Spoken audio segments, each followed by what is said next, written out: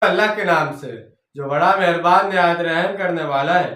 اے اہل ایمان، اگر تم اللہ کا تقوی پر برقرار رہو گے تو وہ تمہارے لیے فرقان پیدا کر دے گا اور دور کر دے گا تم سے تمہاری برائیاں، کمزوریاں، اور تمہیں بخش دے گا، اور اللہ بڑے فضل والا ہے۔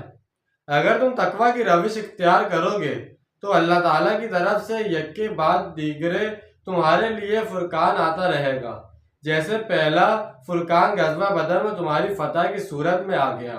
وَإِذْ يَمْكُرُ بِكَ الَّذِينَ كَفَرُوا لِيُثْبِتُوكَ أَوْ يَقْتُلُوكَ أَوْ يُخْرِجُوكَ وَيَمْكُرُونَ وَيَمْكُرُ اللَّهُ وَاللَّهُ خَيْرُ الْمَاكِرِينَ۔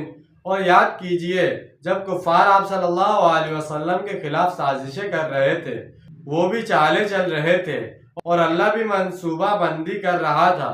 اللہ بہترین منصوبہ بندی کرنے والا ہے۔